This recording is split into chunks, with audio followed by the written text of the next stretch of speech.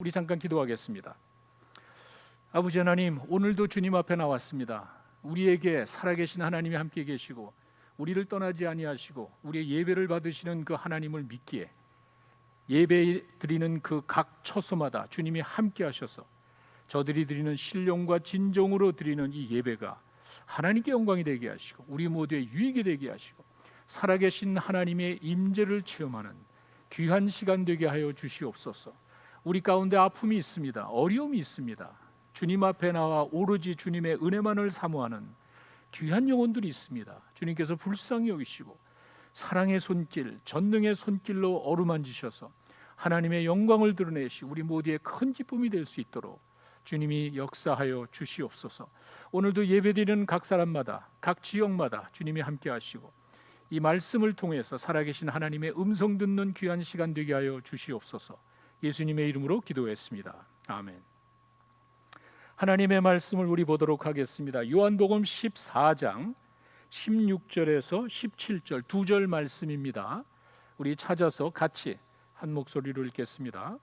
내가 아버지께 구하겠으니 그가 또 다른 보혜사를 너희에게 주사 영원토록 너희와 함께 있게 하리니 그는 진리의 영이라. 세상은 능히 그를 받지 못하나니 이는 그를 보지도 못하고 알지도 못함이라. 그러나 너희는 그를 아나니 그는 너희와 함께 거하시며 또 너희 속에 계시겠음이라. 아멘. 코로나 사태가 우리의 삶을 많이 바꿔놨습니다. 뭐 악수하거나 허그하는 거 이렇게 못하듯이 이전에 하던 것이 지금은 못하게 됐습니다. 이런 아쉬움이 우리에게 있습니다. 그것 가운데 하나가 병원 방문하는 것입니다. 사실 아파서 고통 중에 있는데 마음 놓고 찾아가 보지 못하는 그런 아쉬움이 우리에게 있습니다. 특별히 더 도움이 필요한 분들이 있잖아요. 우리 한국 분들은 언어의 어려움이 있고 또 음식도 그렇습니다. 그래서 이럴 때 이런 영어에 좀 도움을 주고 음식도 좀 도와주면은 그 환자에게 큰 힘이 될 텐데 그걸 못 하고 있습니다. 이와 같은 그 안타까운 마음을 금할 길이 없습니다. 워낙 무섭게 퍼져나가기 때문에 어쩔 수 없는 상황이지만 참 안타까운 것은 사실입니다. 저는 개인적으로 한국에서 2번의 심혈관 수술을 했습니다. 이게 벌써 10년이 넘는 오래전 일입니다. 처음에 가서 확인을 하고 더 이상 이게 발전이 되지 않아서 2년 후에 다시 가서 수술을 하고 스텐트 2개를 집어넣습니다. 그리고 작년에는 제가 이곳에서 3번에 걸친 다리 혈관 수술을 했습니다. 정말 생각하고 싶지 않은 일들입니다. 근데 그렇게 한국에서 또 미국에서 제가 병원에 있을 때 한 번도 빠짐없이 제 곁에 있어준 사람이 있습니다. 뭐 누구라고는 얘기 안 해도 여러분들께서는 잘 아실 겁니다. 사실 그때는 제가 정신이 없어서 몰랐는데 지금 시간이 좀 지나고 나서 보니까 정말 얼마나 감사한지 모릅니다. 제가 어려움 가운데 있을 때 저에게 이 도움이 필요할 때 제 곁에 있어준 저희 집사람이 저에게는 정말 큰 도움이 됐습니다. 큰 감사의 마음을 제가 아직도 가지고 있습니다. 근데 뭐 사실 뭐 저희 집사람이 뭐 영어를 잘해서 도와주는 것도 아니고 음식을 잘해서 도와주는 것은 이제 아니지만 저희 집사람이 싫은 표정하지 않고 제 옆에서 항상 있어준 것이 저에게는 얼마나 큰 힘이 되는지 모릅니다. 정말 감사한 일이었습니다. 뭐 사람을 기능적으로 평가하면 안 됩니다. 여러분, 저 사람이 뭘 잘하니까 좋아하고 저 사람이 날 많이 도와줬기 때문에 좋아하고 이런 것보다는 이렇게 기능적으로 생각하기보다는 우리는 본질적으로 그 사람의 성품이나 그 사람의 마음이나 이런 것들을 우리가 평가해야 되는데 사실 저희 집사람이 그런 건 잘 못한다 할지라도 저희 집사람 같이 마음이 깨끗하고 순수한 사람을 제가 보지를 못했습니다. 이게 노후 대책이 아니라 정말 제 진심입니다. 하여간 저희 집사람이 그렇게 옆에 있어준 것이 저는 정말 감사하고 항상 이렇게 싫은 표정하지 아니하고 어려울 때 있었다는 것이 정말 큰 힘이 됩니다. 그런데 저희 집사람이 항상 제 곁에 있을 수는 없습니다. 그건 뭐 너무도 당연한 일입니다. 본의 아니게 또 어쩔 수 없는 상황 가운데 따로 떨어져서 저 혼자 있게 되는 경우가 있습니다. 저는 바로 그때 평생 처음으로 제 삶의 가장 결정적인 위기를 맞이하게 되었던 것입니다. 제가 우크라이나 선교 갈 때 저 혼자 가다가 하여간 죽음의 일보 직전까지 갔습니다. 정말 그 어려운 참 위기 가운데 아무도 없고 저 혼자 이렇게 죽는구나 하는 그 순간에 저희 집사람은 없었지만 저와 함께 했던 분이 있었습니다. 눈에 보이지 않아서 제가 몰랐고 전혀 예상을 하지 못했기 때문에 믿어지지는 않지만 저와 함께 24시간 함께 하면서 나를 도와줬던 그분이 있었다는 사실을 저는 절실히 깨달았습니다. 오늘 제가 여러분들에게 말씀 전하려고 하는 우리와 함께 하시는 성령님, 저는 그분 때문에 이렇게 살게 됐습니다. 제가 지금 이렇게 여러분들에게 말씀을 전하는 것 자체가 저에게는 성령의 존재를 입증해 주는 것이었습니다. 정말 그 죽음의 문턱까지 갔을 때 실제로 그걸 체험해 보지 못한 분들은 모를 겁니다. 정말 내가 이렇게 죽는구나, 내가 이렇게 세상을 떠나는구나 하는 그 절망적인 그 순간에 나와 함께했고 나에게 평안을 줬고 나에게 확신을 줬고 나를 살려주신 성령님이 그때 계셨던 겁니다. 저는 그 사실을 분명히 깨닫게 되었습니다. 예수님께서 이 땅을 떠나실 때 아주 의미 있는 말씀을 하셨습니다. 그런데 제자들은 그 의미를 잘 몰랐을 겁니다. 오늘 본문의 말씀입니다. 아마 전혀 무슨 말인지 제자들은 몰랐을 겁니다. 내가 보혜사 성령을 옆에서 위로하는 내 영을 너희에게 보내줄 텐데 그가 영원토록 너희와 함께할 것이다. 그 영이 너희와 함께하고 너희 속에서 영원토록 함께할 것이다. 누가 이해를 할 수 있겠습니까? 한 번도 본 적이 없고 한 번도 체험을 해본 적이 없는데 어떻게 그 말씀을 이해할 수가 있겠습니까? 하나님의 말씀은 이렇게 우리들의 지혜와 우리들의 체험을 뛰어넘는다는 사실을 여러분이 아셔야 됩니다. 하나님의 일을, 하나님의 말씀을 우리의 지혜와 체험으로 이해할 수 있는 게 아니에요. 하나님의 영역이기 때문에 그랬습니다. 그래서 우리는 믿음으로 받아들여야 됩니다. 하나님이 말씀하실 때 그것이 이해가 되지 않는다고, 내가 체험해 보지 못했기 때문에 모른다고 해서 저버릴 것이 아니라 이건 하나님의 영역이야. 그래서 우리가 믿음으로 받아들이는데, 믿음으로 받아들인다는 말은 다른 것이 아니라 그럴 수도 있겠구나, 이렇게 마음을 열어놔야 됩니다. 이건 말도 안 돼, 내가 이해가 되지 않고 체험해보지 못한 것이라고 마음을 닫으면 안 됩니다. 그럴 수도 있겠구나. 여러분 한번 생각해 보십시오. 예수님께서 떠나시면서 자기가 떠나는 것을 불안하게 생각하고 두려워하는 그 제자들에게 요한복음 16장 7절에서 이야기하셨죠. 내가 너에게 실상을 이야기하는데 내가 떠나는 것이 너희에게 유익해. 과연 제자들이 이해를 했을까요? 이게 말이 됩니까? 옆에서 우리를 도와주고 우리와 함께 하시던 그 주님께서 떠나시는 것이 유익해? 이거는 인간적인 지혜와 인간적인 능력으로 감당할 수 없는 일. 어떻게 주님이 떠나시는데 그것이 우리에게 유익할 수가 있습니까?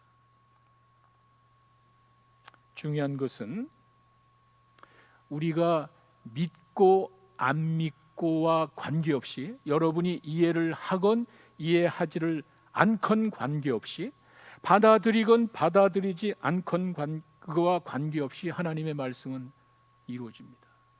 내가 이해되고 내가 받아들여야 그 하나님의 역사가 일어나는 게 아니에요. 전혀 그거 관계가 없습니다. 내가 이해를 하건 내가 이해를 하지 못하건 관계없이 하나님의 뜻은 이루어집니다. 그래서 우리가 하나님의 말씀을 믿음으로 받아들이면은 그 하나님의 인도하심을 생생하게 체험합니다. 왜? 내가 아니까. 그런데 내가 그 하나님의 말씀을 모른다고, 이해할 수 없다고 받아들이지 못하면은 우리는 항상 불안과 두려움 가운데 살게 돼 있습니다. 우리가 믿고 따르는 그 하나님께서 항상 우리와 함께 한다는 그 사실, 여러분 믿어집니까? 아니, 정말 믿고 있습니까? 내가 믿고 따르는 내 믿음의 대상이 나와 함께 한다는 그 사실을 여러분 정말 믿으십니까? 신앙의 기본 아니에요? 성경에서 그렇게 이야기했기 때문에 내 믿음의 대상이 어디 산으로 가야 되고 바다로 가야 되고 찾으러 쫓아다닐 필요가 없고 목을 놓아 부르짖을 필요도 없고 우리 안에 계시다는 그 사실을 여러분 정말 믿고 있습니까? 이게 실감이 납니까? 우리의 이해와 우리의 체험을 뛰어넘는 하나님의 영역에 이르기 때문에 우리가 믿음으로 받아들이는 거예요. 그 하나님께서, 내가 믿는 하나님께서 나와 함께 하신다는 사실을 믿고 살아가면 되는 거예요. 이미 그와 같이 말씀을 하셨기 때문에 그 말씀하신 하나님이 지금 내 안에 계시다는 그 사실을 믿고 살아가면 되는 거예요. 예수님께서 승천하시면서 하신 말씀이 마태복음 28장 20절에 나와 있습니다. 이건 간단하게 내가 세상 끝날까지 너희와 항상 함께 있으리라 하시니라.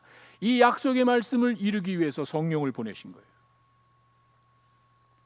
오늘 본문의 말씀이 바로 그겁니다. 보혜사 성령이 오시면은 우리와 함께 영원토록 함께 하신다고 확인을 해줬습니다. 불안에 떠는 제자들에게 단순히 위로하기 위해서 한 말이 아닙니다. 내가 가더라도 너와 함께 영원히 있을까? 이게 그냥 단순히 위로하는 것이 아닙니다.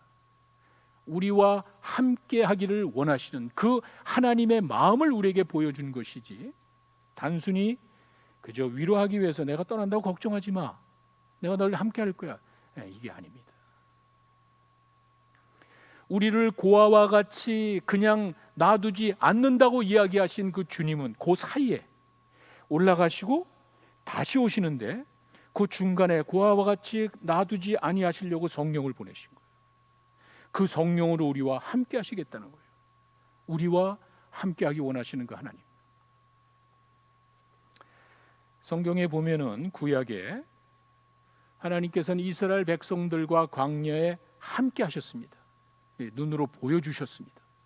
구름 기둥과 불 기둥으로 함께 하셨다는 것은 하나님의 임재를 사랑하는 그 자기 백성들에게 분명하게 보여준 것입니다. 구름 기둥과 불 기둥으로 함께 하신다는 사실을 자기 백성들에게 보여줬습니다. 신약으로 오면은요, 그 하나님께서 육신의 몸을 가지고 이 땅에 오셨다고 합니다. 성 육신이라 그러죠. 임마누엘이라 그러죠. 우리와 함께 하시는 그 하나님을 보여주기 위해서 예수님이 이 땅에 하나님께서 육신의 몸을 가지고 오신 거예요. 그리고 지금은 예수님은 승천하시면서 그냥 놔두는 것이 아니라 성령을 보내셔서 성령으로 우리와 함께 하신다는 것입니다. 참 놀라운 사실입니다. 내 믿음의 대상이 어디 멀리 가서 찾는 것이 아니라, 내가 노력해서 그 경지에 도달해야 발견할 수 있는 것이 아니라 우리 안에 있답니다. 우리 안에 내 믿음의 대상이 있습니다. 구약 시대에 그렇게 했고요, 신약 시대에 보여줬고요, 지금도 성령으로 함께 하십니다. 부모가 자녀를 사랑해서 떠나지 않지요. 부모가 자녀를 사랑하기 때문에 어떻게 해서도 같이 하고 보호하려는 그 마음을 가지고 있듯이 하나님께서는 자기 사랑하는 자녀를 떠나지 않고 함께 하신다는 게 뭐 대단합니까? 당연한 것이에요. 꼭 기억하십시오. 하나님 여러분과 함께 하심을 믿으시기 바랍니다. 이렇게 우리와 함께 하시는 그 성령님, 이게 뭘 의미하는지 여러분들과 함께 생각해 보려고 합니다. 먼저는 부드러운 숨결같이 함께 하신다는 말입니다. 우리와 함께 하시는 성령이라는 것은 부드러운 숨결같이 함께 하신다는 그런 말입니다. 성령이라는 단어 자체가 호흡, 다른 말로 하면 숨결, 호흡. 우리말로는 순수한 우리말로는 숨결입니다. 보이지 않는 실체입니다. 그렇죠? 니고데모라 이야기하실 때 예수님이 그 성령을 바람과 비교했습니다. 눈에 보이지 않지만 존재하는, 보이지 않는 실체가 있는데 그 중에 하나가 성령이라고 했습니다. 그리고 오늘 제가 읽어드린 14장 17절 하반절에 가시면은요, 아주 의미 있는 표현이 있습니다. 너희와 함께, 너희 속에, 이렇게 돼 있습니다. 이게 성령입니다. 근데 보세요, 너희와 함께라는 말은 with you, 그 다음에는 in you, 이게 숨결이에요. 우리와 함께, 우리 안에 계신 성령을 그렇게 이야기합니다. 제가 이런저런 책을 보다가 요 내용을 헨리 나우엔이 아주 기가 막히게 해석을, 성령에 관한 해석이 있어서 여러분들에게 제가 소개해드리겠습니다. 잘 들어보시기 바랍니다. 호흡보다 친밀한 교감을 상상할 수 있을까? 호흡은 워낙 몸에서 자연스러운 일이라 우리는 그것을 의식하지 않는다. 하나님은 바로 이 긴밀성을 택하여 우리의 숨결이 되셨다. 이게 헨리 나우엔이 해석하는 성령의 모습입니다. 얼마나 기가 막힙니까? 그 복잡한, 애매모호한 그 성령의 실체를 이렇게 설명합니다. 또 아까 내가 떠나는 것이 너에게 더 유익하다 하는 그 구절도 나우엔이 이렇게 해석을 합니다. 제가 읽어드리겠습니다. 내가 떠나는 것이 너에게 유익하다.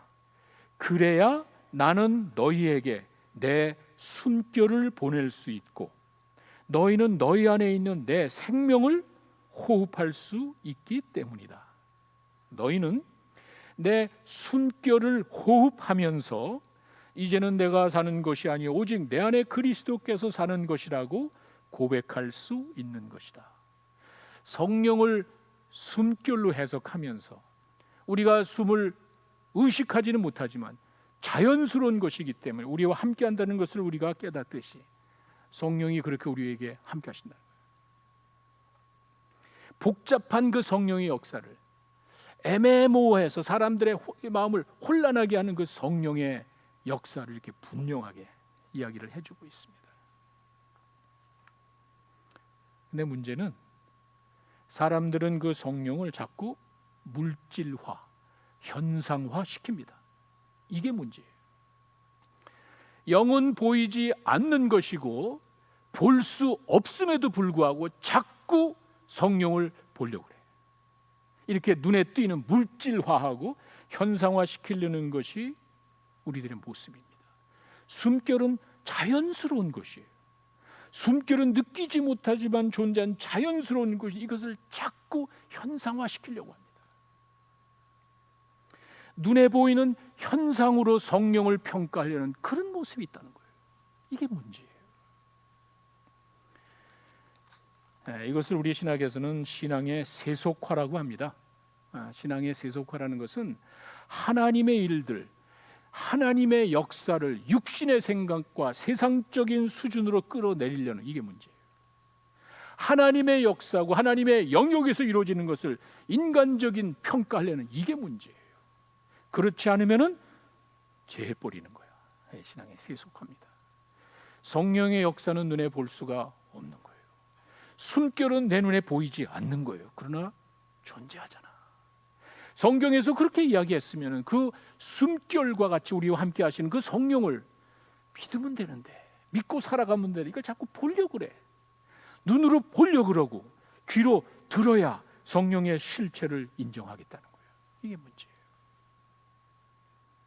신앙생활을 하면서 우리가 하나님을 따른다고 하면서 하나님의 영역의 일을 인간적인 것으로 판단하는 이 잘못된 생각을 버리셔야 돼요.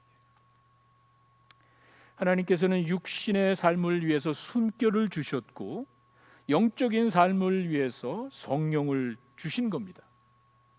육신의 몸을 유지하기 위해서 숨을 쉬듯이 영적인 삶을 영유하기 위해서 성령을 주신 것입니다. 우리가 숨 쉬는 것은 의식하지 못하는 아주 자연스러운 모습인 것과 마찬가지로 성령이 우리와 함께 한다는 것을 내가 느끼지는 못해도 우리 안에 숨결로 함께 하신다는 사실을 우리가 믿고 살아가야 되는 거예요. 우리가 눈으로 보지 못하고 귀로 듣지 못한다 할지라도 성령의 임재를, 존재를 의심해서는 안 된다는 것입니다. 꼭 기억하십시오. 그런데 우리는 자꾸 성령을 인간적인 수준으로, 내 수준으로 끌어내려서 눈으로 보고 귀로 들으려고 합니다. 이게 문제예요. 사도 바울이 고린도 후서 4장 18절에 우리가 믿고 따르는 것이 뭔지를 이렇게 설명을 해줍니다. 우리가 주목하는 것, 우리가 지금 바라보는 것은 보이는 것이 아니요 보이지 않는 것이라고 합니다. 내가 지금 바라보고 있는 것은 눈에 보이는 게 아닙니다. 보이지 않는 거예요.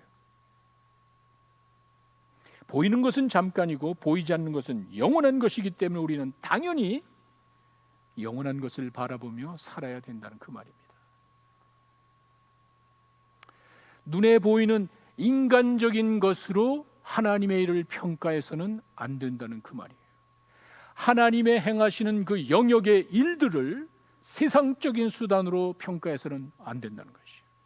성령은 이와 같이 부드러운 숨결로 우리와 함께 하십니다. 또 한 가지는 영원한 미래의 동반자라는 사실을 아셔야 합니다.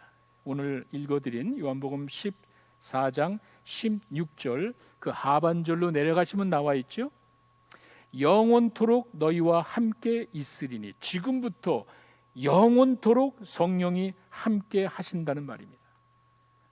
여러분 잘 아시다시피 구약에도 성령은 있었습니다. 구약의 성령은 일시적으로 특별한 목적을 위해 존재했습니다. 하나님께서 이루고자 하는 그 일을 위해서 성령을 보내시고 그 일이 끝나면 가셨습니다.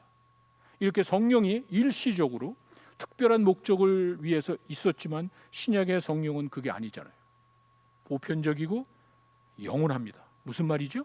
믿는 자는 누구에게나 성령을 주신다 그랬고 그 성령은 영원토록, 어느 한순간에 내가 기도하고 말씀 보고 성경 보고 충성할 때만 있고 죄 짓고 잘못하면 성령이 떠나는 것이 아니라 영원토록 보편적이고 영원히 우리와 함께 하신다는 게 그 말입니다. 오늘 본문의 말씀 17절을 제가 한번 다시 여러분들에게 읽어드리겠습니다. 성령은 진리의 영이에요. 진리의 영. 세상은 능히 그를 받지도 못하나니 이는 그를 보지도 못하고 알지도 못하.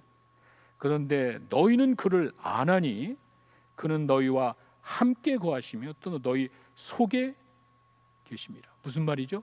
세상과는 관계가 없는 거예요. 세상 사람들은 받지도 못하고 보지도 못하고 알지도 못하는 성령이 우리 안에 있다는 거예요. 세상적인 수단과 방법으로 생각하지 말라는 거예요. 세상적인 사람들은 받지도 못한 거 어떻게 하냔 말이에요. 보지도 못한 거 어떻게 하냔 말이에요. 알지도 못하는 그들이 어떻게 하냔 말이에요. 성령은 그게 아니에요. 세상적인 수단으로 평가되는 것이 아닙니다. 믿는 자에게, 세상과는 전혀 관계없이 믿는 자에게 주시는 하나님의 선물이에요. 사도행전 2장 38절에 베드로가 이야기를 하죠. 베드로가 이르되 너희가 회개하여 각각 예수 그리스도의 이름으로 침례를 받고 주의 사함을 받아라. 그리하면 성령을 선물로 받는다고 했습니다. 노력해서 하는 게 아니에요. 특별한 몇몇 사람들에게 주어지는 게 아니에요. 예수 믿고 구원받은 자에게 이제부터 새로운 삶을 살게 하기 위해서 하나님이 선물로 주시는 거예요. 이게 무슨 노력하고 내가 어떻게 경지에 도달해야 하나님께서 성령을 오케이 너는 퀄리파이가 됐으니까 성령 줄게 아니잖아요.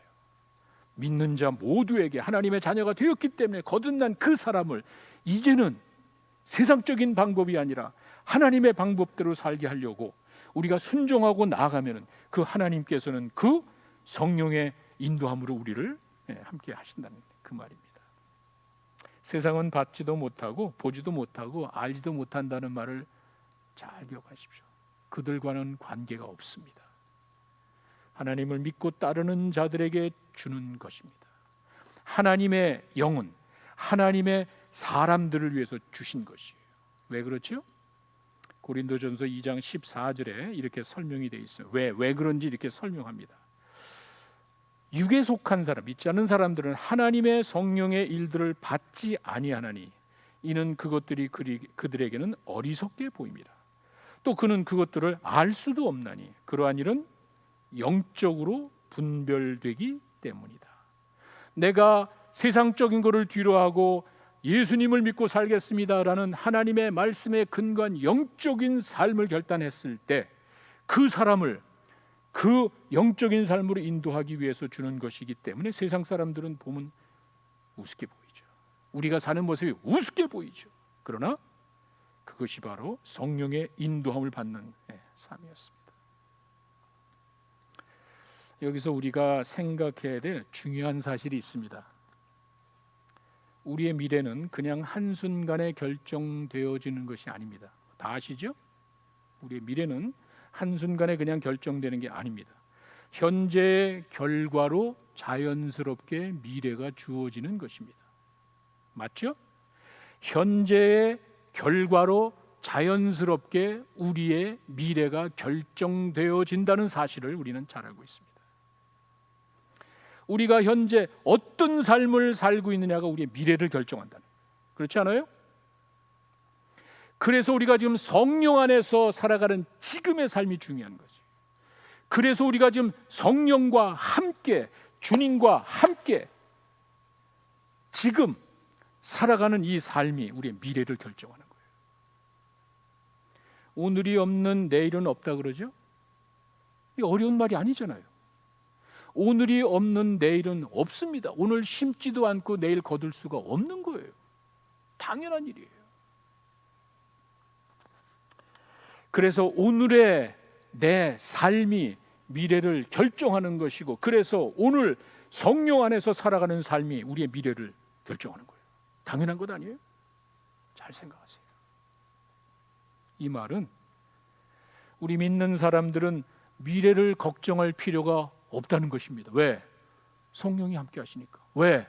성령이 영원토록 함께 하니까. 내 미래는 내가 결정하는 게 아니잖아요. 나의 미래가 내 마음대로 되는 게 아니잖아요. 성령께서 나와 함께 하시고 그분이 영원토록 함께 하시기 때문에 그분이 인도하시는 거예요. 걱정할 필요가 없는 거예요.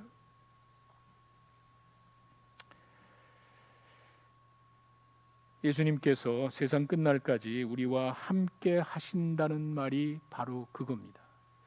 그 일을 이루기 위해서 성령을 보내셨고 그 성령은 우리와 함께 영원토록 함께 하신답니다. 이 말은 삶의 어려움이 온다 할지라도 내가 보지 못하고 내가 느끼지 못하지만 삶의 어려움이 온다 할지라도 성령께서 나와 함께 영원토록 있다는 사실을 믿으시기 바랍니다. 때로는 아무도 없는 것 같은 환경이 있습니다. 때로는 아무것도 할 수 없고 아무도 나와 함께 하지 않는 그런 삭막한 불안한 어두운 두려운 환경이 있습니다. 꼭 기억하십시오. 아니, 걱정하지 마십시오. 성령은 함께 계십니다. 영원토록. 그 순간만이 아니라 지금 내 삶에 아무것도 보이지 않고 어려운 어두운 환경일지라도 성령은 함께 계시고 영원토록 함께 계신 거예요. 사도 바울이 로마서 8장 11절에서 그 성령의 영역, 성령의 역사하시는 우리가 성령이 우리와 함께 영원토록 함께 이 말이 뭔지를 사도 바울이 이렇게 설명합니다. 예수를 죽은 자 가운데서 살리신 이의 영이, 예수님을 살리신 것은 성령입니다. 예수를 죽은 자 가운데서 살리신 이의 영이 너희 안에 거하시면 그리스도 예수를 죽은 자 가운데서 살리신 이가 너희 안에 거하시는 그의 영으로 성령으로 말미암아 너희를 죽을 몸도 살리시리라. 이게 뭐 그냥 듣기 좋은 말로 하는 게 아니잖아요. 그냥 성령께서 널 지켜줄 거라고 이야기하는 게 아니잖아요. 예수님이 살아났잖아. 예수님을 살리신 그 성령이 지금 우리 안에 있기 때문에 우리의 죽을 몸도 살린대. 영원토록 함께한다는 말이 바로 그거예요. 우리가 하나님의 말씀을 통해서 위로받고 하나님의 말씀을 믿고 살아가는 이유가 바로 그거예요. 확실한 증거가 있잖아. 예수 그리스도를 살리신 성령이 너희 안에 거하시면 내 죽을 몸도 예수를 살렸잖아. 살리신대. 이게 정말 우리가 하나님의 말씀을 정말 마음에 품고 그 말씀을 의지하러 살아간다면 두려울 게 없잖아요. 내 미래를 여러분이 불안에 떨게 고민할 필요가 없잖아. 왜? 성령이 함께 계시고 영원토록 함께 하시니까. 그래서 우리는 미래를 염려할 필요가 없습니다. 성령이 우리와 함께 영원토록 함께 하십니다. 예수 그리스도를 살리신 영이 우리의 죽을 몸도 살리신다고 합니다. 이렇게 성령의 인도함을 받는 사람은 지금 이 자리에서 하나님 찬양하는 거예요. 성령의 인도하심을 믿는 사람들은 느끼고 이런 것 아니라 하나님의 말씀을 믿고 성령께서 나와 함께 숨결로 함께 하시고 영원토록 함께 하신다는 그 사실을 믿는 사람들은 지금 그 자리에서 예배드리는 거예요. 왜? 안 할 수 없잖아. 하나님 찬양하지 않을 수 없잖아. 예배하지 않을 수가 없잖아요. 바울은 빌립보 감옥에 갔을 때 환경은 어려웠지만 아무것도 보이지 않는 그런 말도 안 되는 엉뚱한 상황이지만 찬양하잖아요. 성령이 함께 계시니까. 환경을 바라보고 아픈 내 몸을 바라보는 것이 아니라 성령이 함께 계시니까 찬양하잖아요. 하나님의 인도하심을 믿는 사람들, 아니 성령의 함께 하심을 믿는 사람들은 있는 그 자리에서 예배하는 거예요. 찬양하는 거예요. 바울같이. 우리와 함께 하시는 성령님, 부드러운 숨결로 함께 하신다는 말입니다. 느끼지는 못하지만 자연스럽게 여러분과 함께 하심을 믿으시기 바랍니다. 우리와 함께 하시는 성령님, 영원한 미래의 동반자로 함께 하신다는 거예요. 우리의 미래를 책임지고 인도하실 그 성령님, 지금부터 영원토록 여러분과 함께 하실 줄로 믿습니다. 우리 기도하겠습니다.